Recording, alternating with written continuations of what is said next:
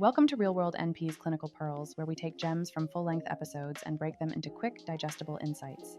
I'm Liz Rohr, family nurse practitioner, and my pronouns are they, she. Real World NP is a continuing education company for nurse practitioners in primary care, especially new nurse practitioners navigating the role transition from RN to NP. Whether you're on your commute between patients or prepping for an exam, these bite-sized takeaways can help you build confidence in your practice. Let's dive in. So I don't know if you need to hear this, but I feel like this has been on my heart and I feel like somebody needs to hear it. And maybe that's you. So I've been in practice for since 2015 for about 5 years now. And basically the entire time since I started, since about 6 months in, I've precepted nurse practitioners like without a break because I love it.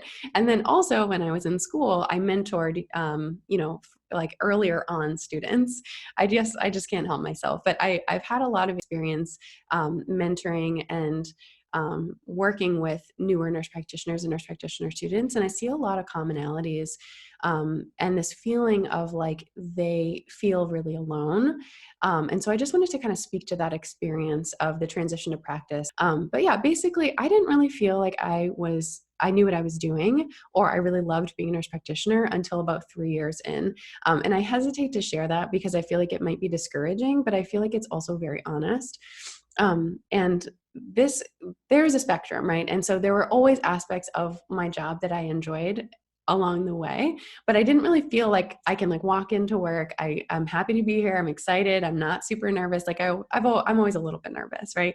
But just like walking in, feeling like I know what I'm doing, feeling confident, like all that kind of stuff. It took a little bit of time. So I just wanted to like name and like acknowledge this, like what makes this transition so hard. So there's a lot of reasons, but one of the things I particularly see is that nurse practitioner students and nurse practitioners, after they get into practice, is they are very heart-centered, uh, excited, like focused on impact and being the best nurse practitioner they can be. Like really, really like just like super high goals. And I have those too.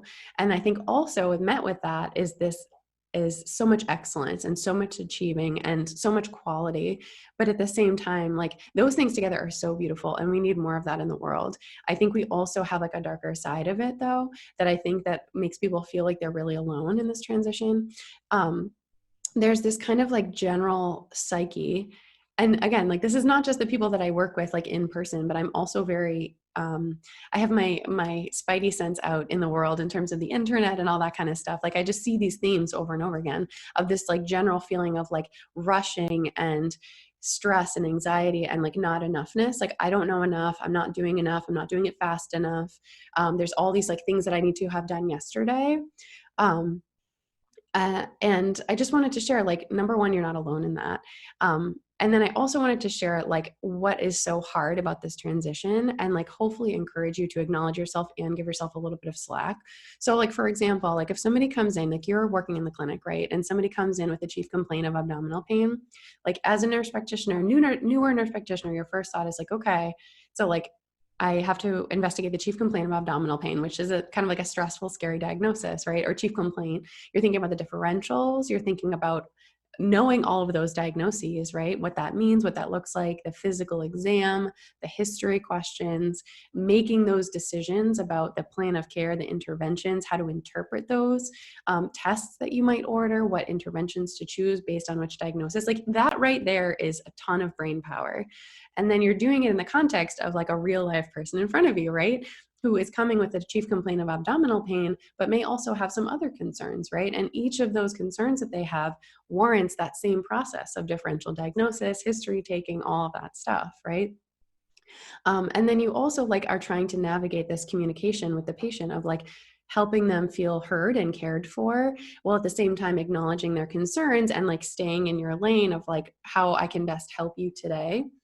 Um, and at the same time, you have those other layers of like time management. Like you're trying to do this all in about 15 to 20 minutes, getting it all done nicely, wrapped up with a bow, documenting appropriately your history, your physical exam, signing off your note. And then you're just making your own decisions, right? And that in and of itself is a huge, huge role transition of like being the end of the line, right? Where you're not always the end of the line. Like you ideally should have some sort of support, other colleagues, other supervisor, like a supervisor that you can go to, which I could go on and on about, but I'll save that. But you're not necessarily always the end of the line. Like in this moment you are, but in the scope of everything, like there are other resources, there are other people, there are specialists, things like that. And then like in the context, like this is just one patient visit, and then you go out of the room and there are more patients waiting. The front desk is coming to talk to you to make a decision about something that you're like, I have no idea what to make that decision about. And like your labs and the med refill, like there's a lot, right? And I'm not saying this to kind of stress you out, but I just want you to acknowledge that like as an experienced clinician, most of those things for me are like well-worn pathways now. Like I'm comfortable getting a history, I'm comfortable directing the visit and communicating. And I've also seen diagnoses before, and I've done the differential workup. Even when there's unusual presentations, like I've done, most of the brain power is on the new stuff, and it's not on the like foundations of your practice, right? Of documenting and signing your note and all that stuff, you know? So there's a lot. And so I just wanted to like, I hope that you can acknowledge that like each of those things is something new to learn. Another part of it is that like every day is new, every patient is new. And like I hear this from the mentees that I work with too, of this like kind of brain exhaustion of like, I just want things to be like something to be easy. You know, I just want something to be normal. And that is just like a process over time. And it does get better and better, but like it takes a while. It takes a long time for those to kind of be like well-worn pathways in your brain such that you can kind of like, those are easy. Those are the easy parts, right? And then you can just focus on the hard stuff, which is the differential diagnosis, the management, like all of that stuff, right? So like, I just want to pause and like, hopefully you can, I want to acknowledge you for being on this path. And I'm going to try not to get emotional. It's really hard not to, because I acknowledge how difficult this is from my own experience and from what I see in other nurse practitioners. But like, I just want to acknowledge you for like putting your beautiful heart in the world and like undergoing this transition to practice. And it's not easy. And I hope that you can give yourself that same acknowledgement of like recognizing how much you are actually learning on an everyday, moment to moment, minute to minute, like day to day process, right? And then like one other thing I wanted to highlight is that like in terms of like the transition to practice of like how people kind of like feel like they don't necessarily see how much they're doing, and which contributes to that feeling of like, oh, I don't know enough, I'm not doing enough. And like not necessarily knowing what they're getting themselves into kind of thing. It's like a little bit of a theme of like what I want to be focusing on in this video. But there's a lot of, especially with the transition to practice, is like nurse practitioner students are taking textbook patients and textbook chief complaints and diagnoses, like even the simulated patients, like in the real world in your clinical rotations, you'll see this, right? But like in the school-based world, it's beautiful and it's so fun. Differential diagnosis and diagnosis in general is super interesting and fun. And like you're a detective and you're putting all the pieces together. And it's so lovely when they all fit together. You get your check boxes, it's tied with a bow. You know exactly what to do, what to order, how to interpret it. The treatment, they all get better, right? It's beautiful. That does happen in the real world sometimes, and it's super cool. But at the same time, in the real world, patients come with chief complaints of all kinds. And some of them are unusual, some of them are difficult, right? They're abdominal pain that's really vague and it's not really fitting into a category, and it's like unclear. And then, you know, and then there's also this like experiential knowledge that I have now that it's hard when you're a newer nurse practitioner of like some things go away on their own and some things are not explainable. And like I've acknowledged that reality from experience, right? And experiential knowledge of somebody coming with a chief complaint that they're really, really concerned about. And I go through all the history questions, the physical exam, the investigation, all that stuff. And then they come back in for a visit like 2 weeks later, a month later, and like, oh, that went away. That was just like a day, you know, or they'd had it for 3 months and then it just went away. Right. And so that I never don't work up and investigate someone's chief complaint, but I also have this like knowledge of like, you know, like the pressure comes off a little bit, especially with like the more vague diagnoses that are the vague chief complaints that are not matching up, that don't have any red flags. You know, I have a little bit more ease with that. I mean, that's to say like also there are chief complaints that we cannot investigate. Like there aren't distinct answers for, despite our best efforts at investigation. and those patients are still suffering, which is really unfortunate. That is one of like the biggest kind of like heart challenges that I have in terms of like desiring to care for patients in clinical practice. But we know, I think, by the evidence that the more unusual presentations, the more zebra diagnoses can take some time to uncover.